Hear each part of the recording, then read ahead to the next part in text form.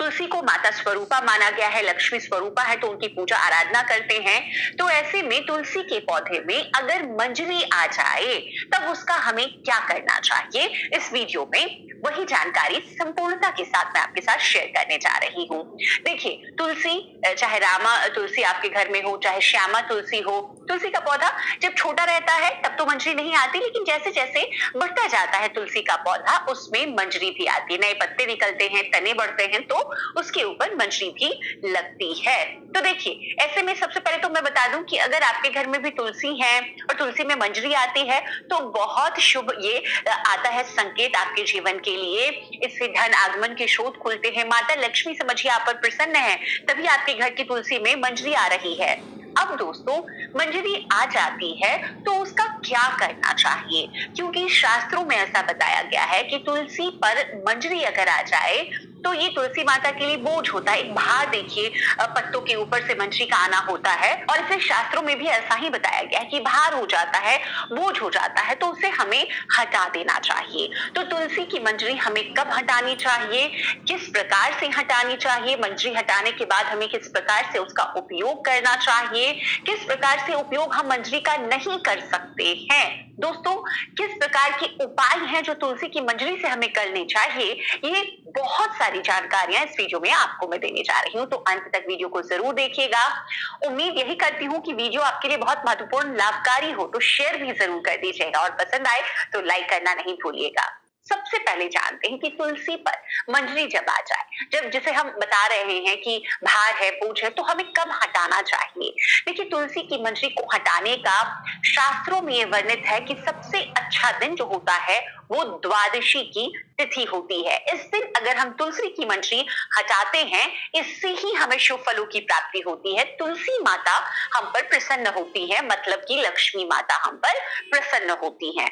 अब मंजरी, देखिए, मंजरी कई लोग क्या होता है ना कि मंजरी, हरी मंजरी जब आई तभी हटा लेते हैं, कई लोग मंजरी सूख जाने पर हटाते हैं, लेकिन मैं यहाँ बताऊंगी जब मंजरी आए, हरी ही मंजरी रहे तब भी आप उसे हटा सकते हैं, कोई दिक्कत नहीं है, सूखने का भी इंतजार आपको नहीं करना है, क्योंकि तब तक तो वो बोझ तुलसी माता पर बना रहेगा। अब तुलसी की मंजरी को आपको किस दिन नहीं तोड़ना चाहिए।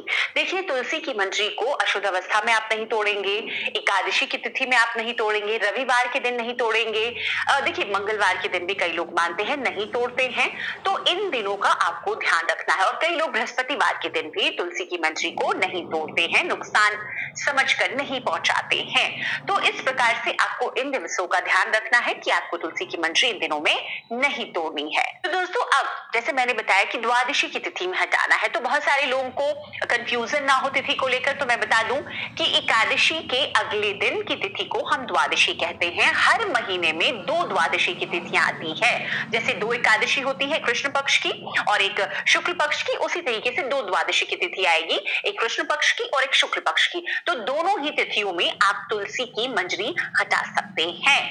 अब दोस्तों, यहाँ पर जैसे मैंने बताया कि मंजरी हटाएं, तब कैसे हटाएं। सबसे पहले तो देखिए, द्वादशी की तिथि में आप शुद्ध रहेंगे, पवित्र रहेंगे, तभी आपको मंजरी हटानी है। मंजरी घर की स्त्रियां हटाएं, ज्यादा अच्छा है। देखिए, जो पूजन करती हैं स्त्रियां, मंजरी हटाने के लिए आपको देखिए किसी सीजर का, कैंची का ऐसे उपयोग नहीं करना चाहिए। तुलसी भी एक पौधा है और जब हम गार्डनिंग के लिहाज से, जब उसमें हम पानी डालने के लिहाज से बात करते हैं तब उसके अलग नियम है, लेकिन जब हम पूजन कर रहे हैं और मंजरी को हम नियम से हटा रहे हैं, तुलसी जो माता स्वरूपा है उनको ध्यान में रख करके, तब हमें कैंची का उपयोग नहीं करना चाहिए। अपने हाथों से जो बहुत आराम से, धीरे से, तुलसी माता को नुकसान ना हो, क्षति ना हो, ऐसे मंजरी हमें हटानी चाहिए। मंजरी जब भी हटाए तो आप नाखूनों का भी इस्तेमाल ना करें। अब मंजरी को हटा करके आपको कहाँ रखना है। मंजरी हटाने के पहले पहले प्लेट ले लिया, उस पर लाल कपड़ा बिछा दें, उसी कपड़े पर आपको अपनी मंजरी जो भी हटा रही है तुलसी माता से, उससे आपको सुरक्षित संचित करना है, मतलब कि रखना है। इधर उधर पैरों में नहीं आए मंजरी जब आप हटाएं, इस बात का आपको ख्याल रखना है। तो इस प्रकार से मंजरी अब आपने हटा ली।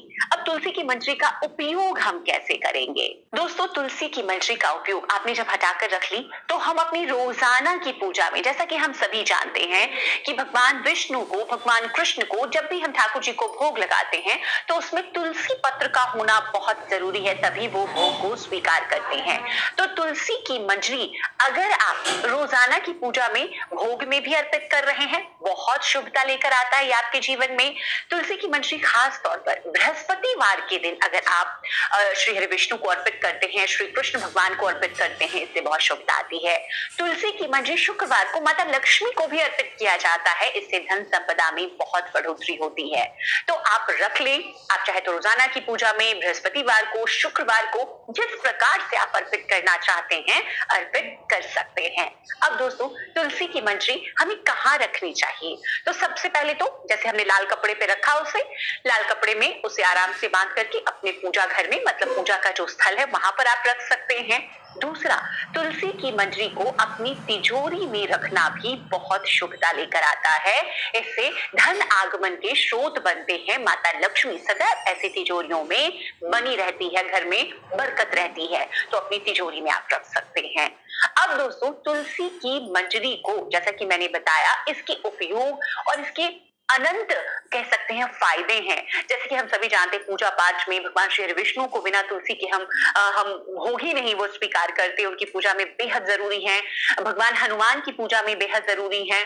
तुलसी पत्र दोस्तों वास्तु दोषों से निवारण के लिए इसका उपयोग कर सकते हैं। घर में किसी भी व्यक्ति पर अगर नजर दोष है, उन दोषों से मुक्ति के लिए आप इसका कर सकते हैं। देखिए, बहुत सारे मेडिसिनल इसके फायदे भी हैं, औषधीय रूप में आप इसका उपयोग कर सकते हैं।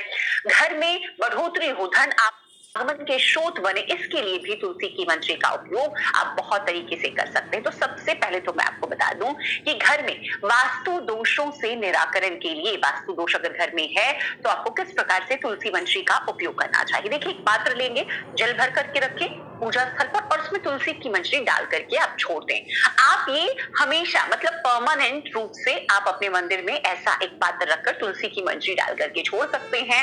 हर दिन पूजा के समय उस पात्र से थोड़ा थोड़ा, अगर कुशा का आचमन है तो उसी आचमन से, नहीं तो कोई फूल ले लीजिए और पूरे घर में अपने मुख्य द्वार से लेकर हर जगह पर उसका छिड़काव कीजिए। वास्तु दोषों से निवारण के लिए एक बहुत ही अच्छा, बहुत ही सुंदर उपाय है। उस उपाय को कीजिए आप। घर में अगर किसी भी व्यक्ति पर नजर दोष है, आपको लगता है कि कोई बुरी दृष्टि है जिसकी वजह से बहुत तरह की परेशानियां उसे आ रही है, तो वैसे व्यक्ति को तुलसी की मंजरी आप जल में मिश्रित करके रखें और उस जल को उन्हें थोड़ा थोड़ा करके रोजाना पीने के लिए दें। इससे भी बहुत शुभता आती है उनके जीवन में। दोस्तों, तुलसी की मंजरी का तीसरा उपयोग आप कर सकते हैं कि इस मंजरी को जब भी हम दीपक प्रज्वलित करते हैं तो दीपक के घी में थोड़ी सी मंजरी डाल करके हम उसका उपयोग कर सकते हैं। इससे घर की नकारात्मकता दूर होती है, घर में शुभता आती है, माता लक्ष्मी प्रसन्न होती है, भगवान श्री हरि विष्णु से प्रसन्न होते, तो रोजाना आप ये कर सकते हैं। आपके घर में कोई भी यज्ञ हवन होता है, आप तुलसी की मंजरी को उस समिधा में आप उपयोग कर सकते हैं। दोस्तों, तुलसी की मंजरी को अगर, देखिए, बहुत सारे लोगों के घर में ना जो धुनी होती है, धुनी दी जाती है, चाहे हफ्ते में आप एक बार देते हो, महीने में 2 बार देते हो, तो धुनी में खास तौर पर कपूर या गूगल की धुनी आप दे रहे हैं तो उसमें तुलसी की मंजरी आप धुनी में डाल दें और वो धुआं अपने पूरे घर में दिखाएं। इससे भी वास्तु दोष निवारण होता है, बुरी दृष्टि से हम बचते हैं, तमाम तरह की खुशहाली, सुख संपदा हमारे घर में आती है। तो एक तुलसी की मंजरी से इतने सारे उपाय हम कर सकते हैं जो कि हमारे जीवन में हर प्रकार से खुशहाली लेकर आता है। भगवान श्री विष्णु प्रसन्न होते हैं, लक्ष्मी माता प्रसन्न होती हैं।